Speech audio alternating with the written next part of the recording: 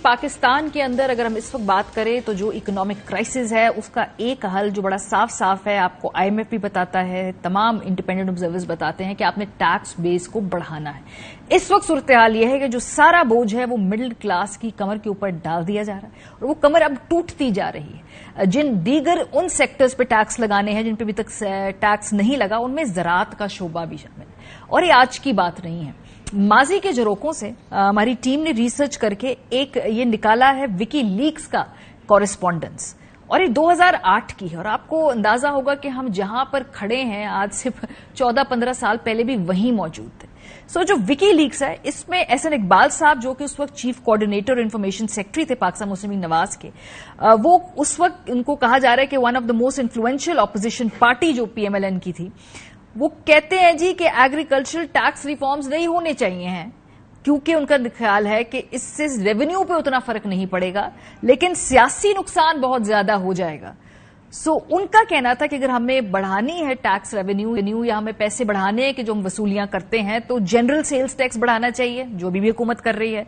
Improving tax collections, वो हम middle class से टैक्स ले लेके हमारी जो कमर तोड़ी हुई है, और टैक्सिंग कैपिटल गेन्स। यानी 2008 में भी पाकिस्तान के अंदर ये तशवीश थी और इदारे दुनिया भर के चीख चीख के हमें बता रहे थे कि ये एग्रीकल्चर पे टैक्स लगना होगा। और आज 2023 में हमारे जो फाइनेंस मिनिस्टर हैं, उन्होंने आज असेंबली के अंदर खड़े होकर कहा कि बहस चल रही है, उन्हीं दायरों में घूम रहे हैं कि ज़राअत पे टैक्स नहीं लगेगा, फिक्र ना करें आप। मैं यह कैटेगोरिक स्टेटमेंट दे रहा हूं, एक भी नया टैक्स नहीं लगाया जाएगा, ना ज़राअत पर, ना अपना कंस्ट्रक्शन रियल एस्टेट। जितनी हमने तकलीफ काटनी थी आईएमएफ का प्रोग्राम फाइनल वो हम कर चुके हैं। इस मुल्क की किस्मत पे हम सिर्फ मातम ही कर सकते हैं कि 2008 के अंदर जो बात हम कर रहे थे कि टैक्स के अंदर रिफॉर्म्स भी होने चाहिए, ज़राअत के अंदर रिफॉर्म्स होने चाहिए और उसको टैक्स करना चाहिए।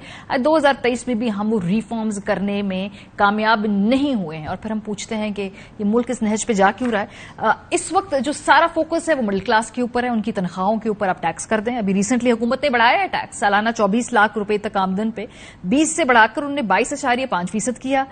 24 लाख आमदन पे 1,65,000 रुपए फिक्स इनकम टैक्स भी आयद किया।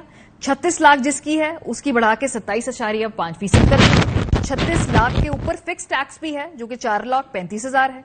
सालाना 60 लाख से ज्यादा आमदन पर जो टैक्स है उसको 35% कर दिया। सालाना 60 लाख से ज्यादा आमदन पे फिक्स इनकम टैक्स भी है। सो टैक्स लगेगा लेकिन ज़राअत पे नहीं लगेगा, इन बाकी शोबों पे नहीं लगेगा, मिडिल क्लास के ऊपर जरूर लगेगा। ये 2008 से लेकर 2023 की पाकिस्तान की इकोनॉमिक सूरत हाल की जो एवोल्यूशन है, ये रिग्रेस इस तरह से कर रही है, अगर इसके लिए अप्रोप्रिएट वर्ड है तो वो ये है। 160 रुपए चीनी की कीमत बढ़ गई है। तारीख की ये बुलंद तरीन सतह पर आज चीनी पहुंची है। और जब वजीर खजाना साहब की अपनी जमात, वजीर आजम साहब की अपनी जमात जब चीनी की कीमतें बढ़ती थी तो क्या कहा करते थे, जरा ये सुनिए, क्योंकि आज चीनी 160 रुपए किलो हो गई है। नवाज शरीफ के दौर में चीनी 50 रुपए किलो थी, आज सिर्फ 3 साल के बाद चीनी 120 को भी क्रॉस कर गई। तो फैसलाबाद वालों बताओ चोर कौन हुआ?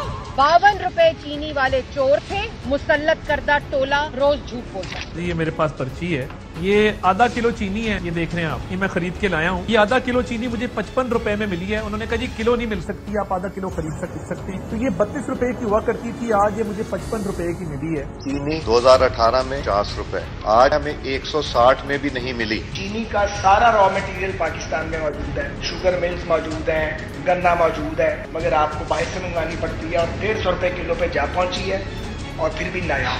एक आदमी पूछता है कि रोज आटा चीनी हमारी दस्तरस से बाहर होती जा रही है, वो जहांगीर तरीन कहाँ गया? ये जो मेरे सादत और अमीन है, इनकी सब्सिडीज के बाद चीनी की कीमत जो है वो 55 रुपए से शूट होकर 85 और फिर 100 रुपए में जो है वो फरोख्त हुई।